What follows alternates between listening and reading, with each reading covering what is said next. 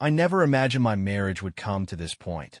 Marta and I had been together for over 15 years, and while things weren't perfect, I thought we were solid.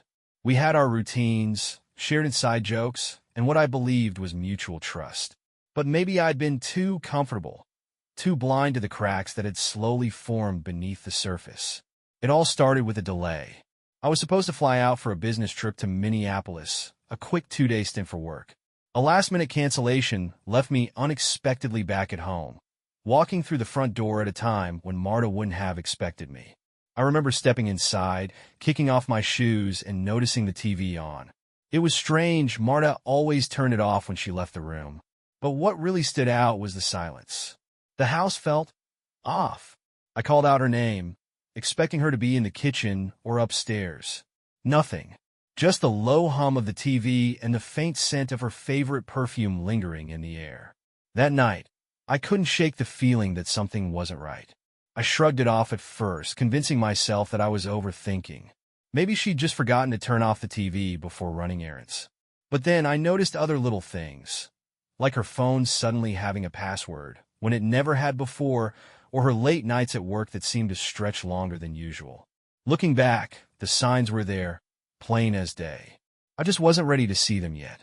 Or maybe I didn't want to believe that the woman I had shared so much of my life with could be hiding something.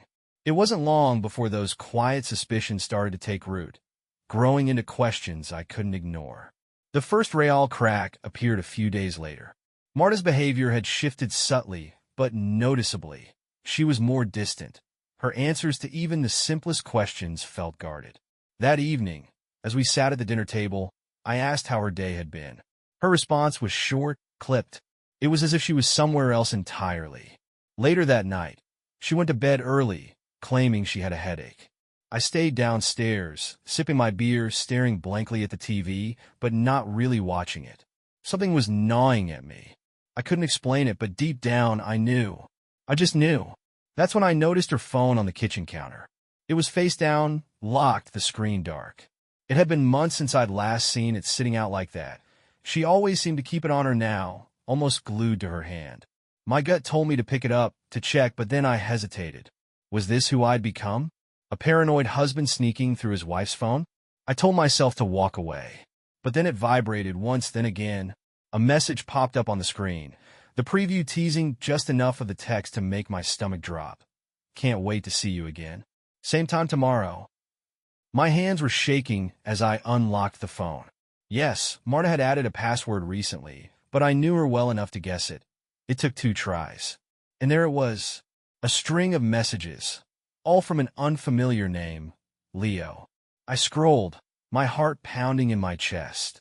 Their conversations were flirtatious, intimate, unmistakably romantic.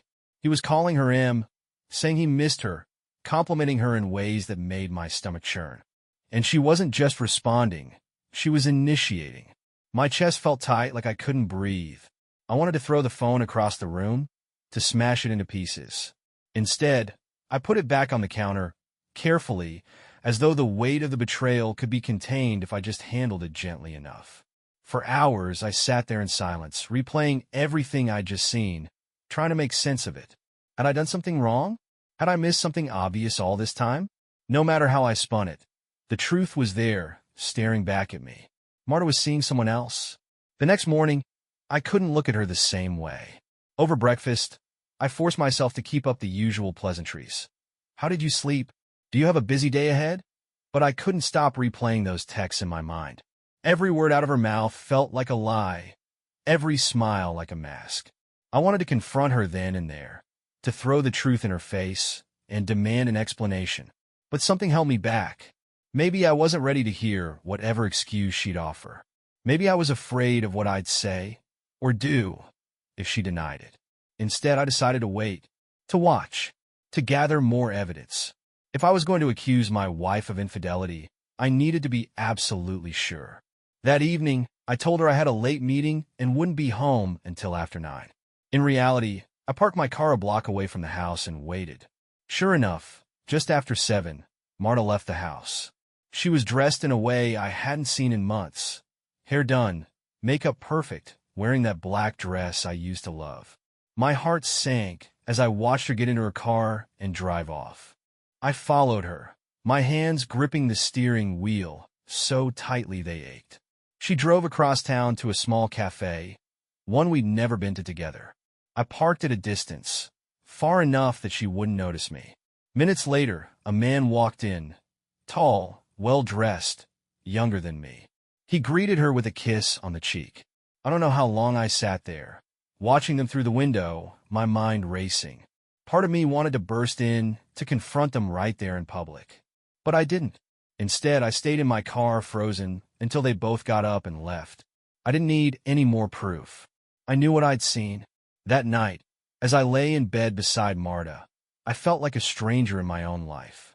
She fell asleep quickly, her breathing steady and peaceful, while I stared at the ceiling, replaying the events of the evening over and over.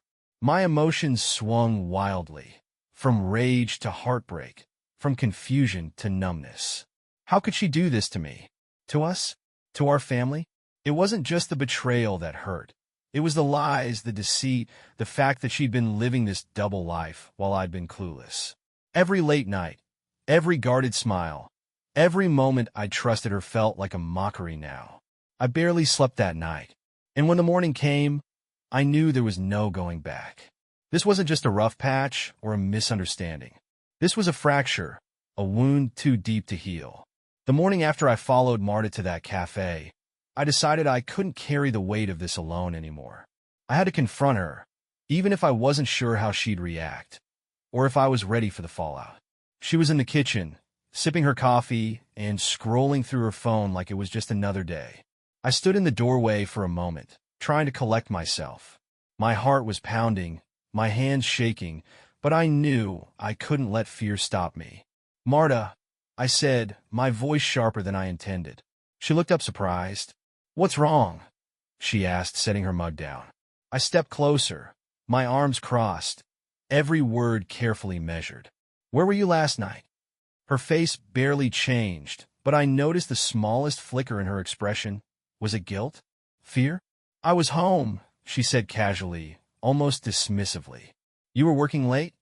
Remember?" The lie hit me like a slap in the face.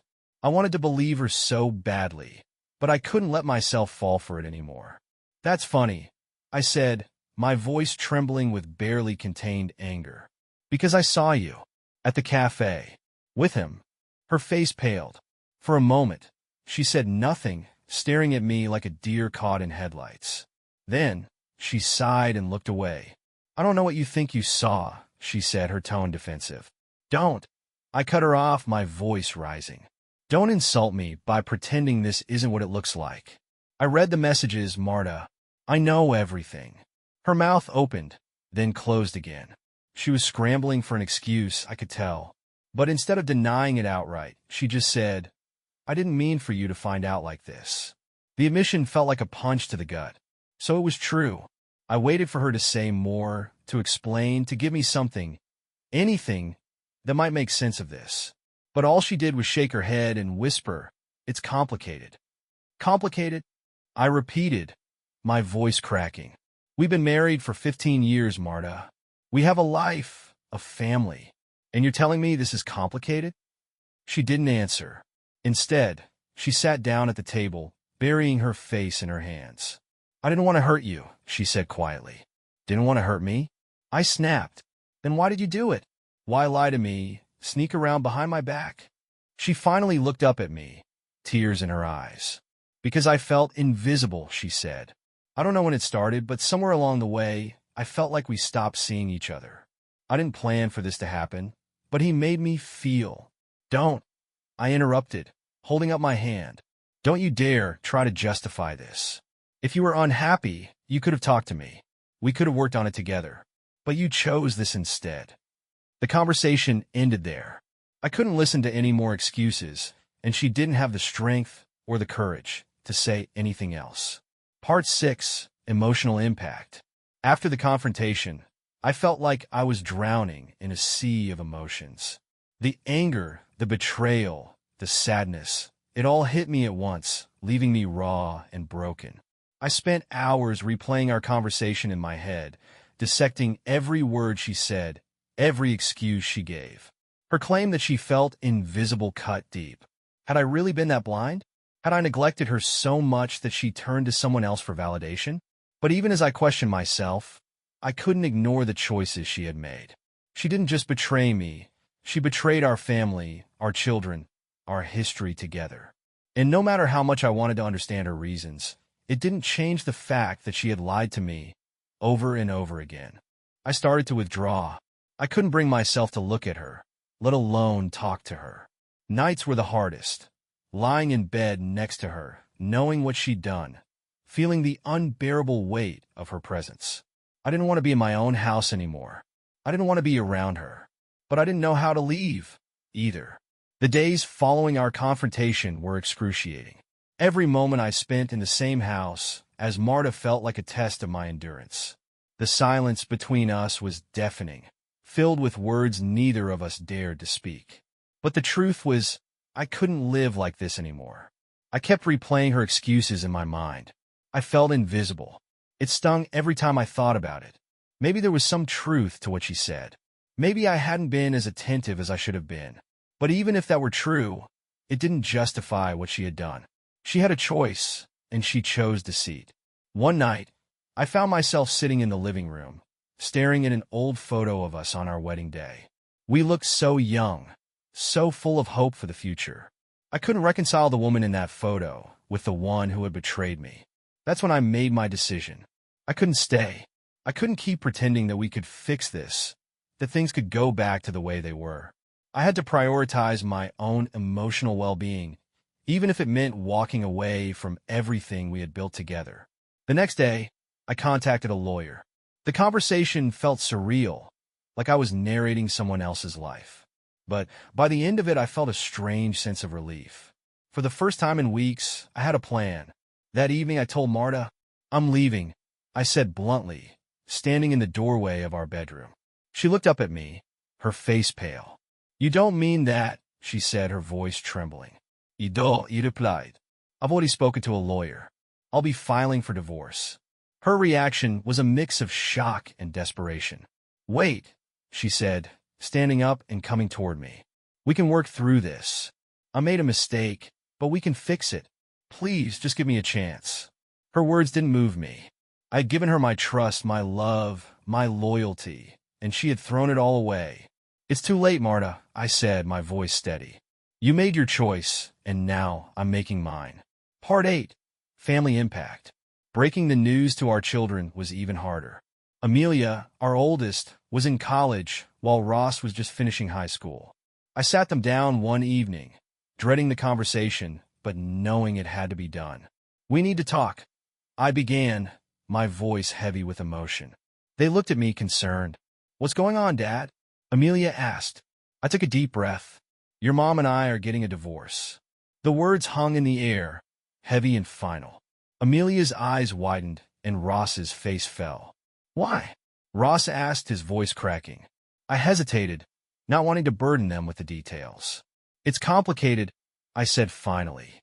"But I want you both to know that this has nothing to do with you. Your mom and we've grown apart."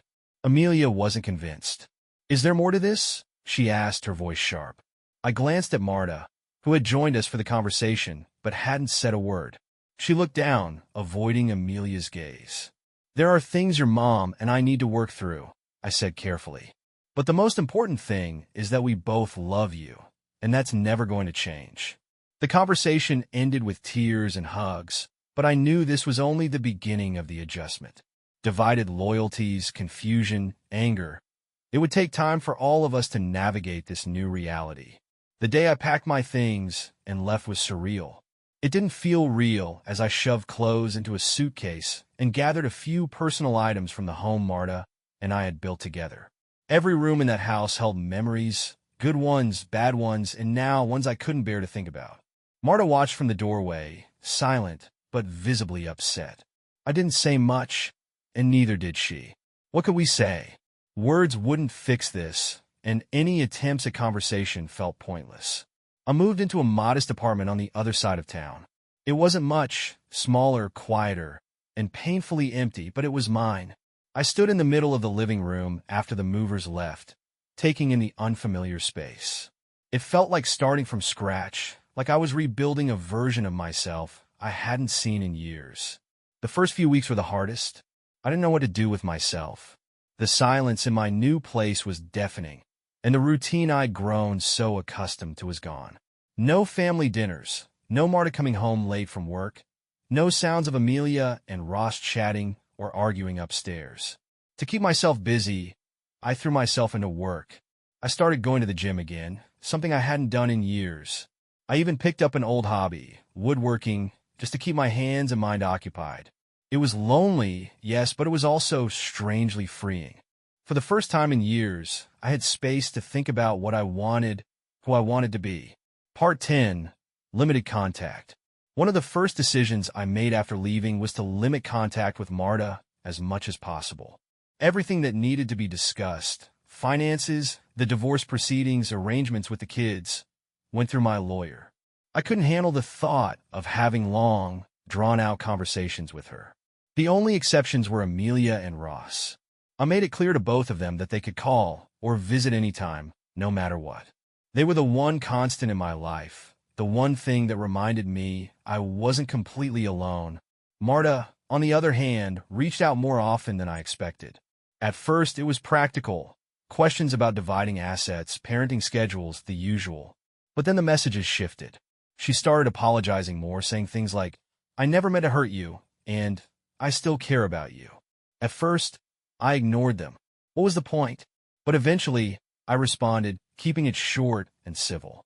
"I think it's best if we keep this focused on practical matters. Please respect that." She didn't reply after that, and for a while, things were quiet. The quiet didn't last long. A few months after I moved out, Marta reached out again, this time through the kids. Ross called me one evening, his voice hesitant. "Dad, Mom wants to talk to you. She says it's important." I sighed, the weight of the request sinking in. "Did she say what it's about?" "No," Ross admitted, but she seemed upset. Against my better judgment, I agreed to meet her. I didn't know what I expected, a heartfelt apology, maybe some closure, but I knew I needed to hear her out, if only for the sake of the kids. We met at a neutral location, a quiet park we used to take the kids to when they were little. She was already there when I arrived, sitting on a bench, her hands clasped tightly in her lap. She looked tired, like the weight of everything had finally caught up to her. "Thank you for coming," she said as I sat down, her voice softer than I remembered. I didn't say anything, just nodded, waiting for her to speak. "I've been doing a lot of thinking," she began, her eyes fixed on the ground. "About everything. About us." I braced myself for whatever was coming next. "I made a mistake," she said, her voice breaking. "I know I can't undo what I've done, but I need you to know that I'm sorry. I'm so sorry for everything, for lying, for hurting you, for all of it." Her words hung in the air, but they didn't have the impact I thought they might. I wasn't angry anymore. I wasn't even sad. I just felt numb. "I appreciate the apology," I said finally. "But it doesn't change anything. What's done is done." She nodded, tears streaming down her face. "I just wanted you to know," she whispered. We sat there in silence for a while, the past between us like an unbridgeable chasm. I realized then that I didn't need anything more from her. Not answers, not closure, not even forgiveness. I had already started to move on, and this conversation was just another step in that process. As I stood to leave, she reached out and touched my arm. "I'll always care about you," she said. I looked at her, and for the first time in a long time, I felt nothing but a quiet acceptance. "Take care of yourself, Marta," I said, and then I walked away. Part 12. Marta's death. Life has a strange way of throwing curveballs when you least expect them. A few months after that final conversation, I got a call from Amelia. Her voice was shaky, filled with a mix of shock and grief. "Dad, Mom's gone." The words didn't register at first. "What do you mean gone?" "She had a heart attack," Amelia said, her voice breaking. "She didn't make it." The news hit me like a freight train. Despite everything, despite the betrayal and the pain, she had been a huge part of my life for so long. And now she was just gone. The funeral was small, attended mostly by family and a few close friends. I stood at the back, watching as Amelia and Ross said their goodbyes. Seeing them so heartbroken was the hardest part. Whatever my feelings toward Marta had been, she was still their mother, and losing her was a wound I couldn't fix for them. At the gravesite, I found myself reflecting on our life together. The good times, the bad, and everything in between. She wasn't perfect, and neither was I, but we had built something real, something that had mattered at one point. As I walked away from the cemetery that day, I felt a strange sense of closure. Marta's chapter in my life was truly over, and it was time to focus on what lay ahead. In the weeks after Marta's funeral, I spent a lot of time reflecting. Her death had forced me to confront feelings I thought I had already put behind me. Grief, regret, even guilt. For all the anger and betrayal I had felt, there had been love once, and that wasn't something I could just erase. But as I sat with those emotions, I realized something else. I had grown. The man who had left his home months ago was not the same man I saw in the mirror now. I had been broken, yes, but I had also rebuilt myself. Slowly, carefully, piece by piece. I had learned to value my own worth, to set boundaries, to acknowledge my own flaws without letting them define me. And most importantly, I had learned to forgive, not just Marta, but myself. Life doesn't come with guarantees, and people make mistakes. Some are small, some catastrophic, but every one of them teaches us something. Marta's mistakes had taught me resilience, self-respect, and the importance of living a life that aligns with my values. I threw myself into the things that brought me joy: work, hobbies, and time with Amelia and Ross. Our bond had deepened through everything, and I was more grateful than ever to have them in my life. One day, as I was picking up groceries, I ran into Louise, an old friend I hadn't seen in years. She was someone I had always admired. Warm, funny, and unapologetically herself. We started talking, catching up on life, and before I knew it, we were laughing like no time had passed. Louise became a steady presence in my life. At first, it was just coffee here and there, long conversations that felt easy and comforting. But as time went on, I realized I was looking forward to seeing her more than I wanted to admit. It wasn't an immediate thing. Opening my heart to someone new took time.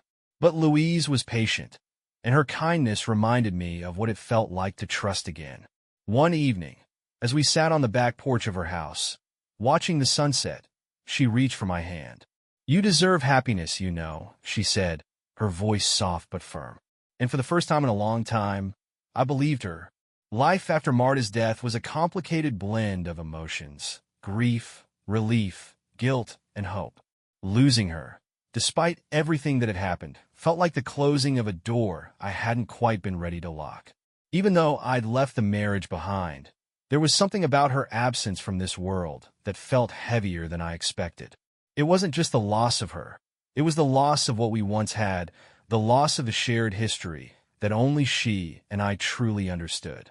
For weeks after the funeral, I felt like I was walking through life in a fog. Amelia and Ross were hurting, and I did my best to be there for them. We spent more time together than we had in years. Family dinners, movie nights, long conversations that stretched into the early hours of the morning. I think they needed to feel like they still had a parent who was fully present, someone to anchor them during such a turbulent time. But in those moments, I realized I needed them just as much as they needed me. They reminded me of the best parts of my life, of the love and joy that still existed even amidst the pain. They were my greatest achievement, the proof that something good had come out of all the mistakes and heartbreak. During this time, I also spent a lot of time reflecting on my own journey. Losing Marta made me look back on our life together with a new perspective. Yes, she had betrayed me, and yes, her choices had hurt me deeply. But our relationship hadn't been all bad. There were years of love, laughter, and partnership that had shaped me into the person I was today. Even in the end, as messy and painful as it had been, I knew I had grown because of it. I also thought a lot about forgiveness, not just forgiving Marta, but forgiving myself. For a long time, I had carried guilt over the things I could have done differently, over the ways I might have contributed to the breakdown of our marriage. But eventually, I realized that forgiveness wasn't about excusing those mistakes. It was about acknowledging them, learning from them, and then letting them go. With time, The heaviness in my heart began to lift. Slowly but surely, I started to see life as an opportunity again, a chance to rebuild, to redefine myself, to create a future that I could be proud of. I stopped dwelling on the past and started focusing on the present and the possibilities that lay ahead. Louise became a big part of that. What started as a friendship had slowly evolved into something deeper, something I hadn't expected but deeply appreciated. She wasn't just someone who filled the empty space left by Marta. She was someone who brought new light into my life, who challenged me to see the world and myself differently. One evening, we were sitting on the back porch of her house, watching the stars. It was one of those quiet, unremarkable moments that somehow felt significant. I remember looking at her and realizing that, for the first time in years, I felt at peace. "You've come a long way," she said, smiling softly. I nodded. I didn't think I would, but here I am. "And where do you go from here?" she asked, her voice filled with genuine curiosity. I thought about her question for a moment, then shrugged. "Forward," I said, "wherever that takes me." Moving forward didn't mean forgetting Marta or pretending the past didn't happen. It meant carrying the lessons I had learned and using them to build a better future, not just for myself, but for my kids and maybe even for Louise. I started setting new goals for myself, things I had put off or forgotten about during the chaos of my marriage and its aftermath. I traveled, took up woodworking again, and even started volunteering at a local community center. These weren't grand gestures or life-altering changes. They were small steps toward living a life that felt meaningful and fulfilling. But perhaps the most significant change was the way I approached relationships. With Louise, I learned to communicate openly and honestly, to set boundaries and respect hers, and to prioritize trust above all else. It wasn't easy. Years of mistrust and heartbreak don't just vanish overnight, but it was worth the effort. If there's one thing this journey has taught me, it's that pain is inevitable, but growth is optional. Life will break you in ways you don't expect, but it will also give you the tools to rebuild, if you're willing to pick them up. To anyone going through something similar, my advice is this: don't rush the process. Take your time to grieve, to heal, to reflect. And when you're ready, take that first step forward. It doesn't have to be big. It just has to be yours. Because life doesn't end with betrayal or loss. It begins again, every day, in every moment you choose to keep going. And when you finally step into that new chapter, you might just find that it's better than anything you could have imagined.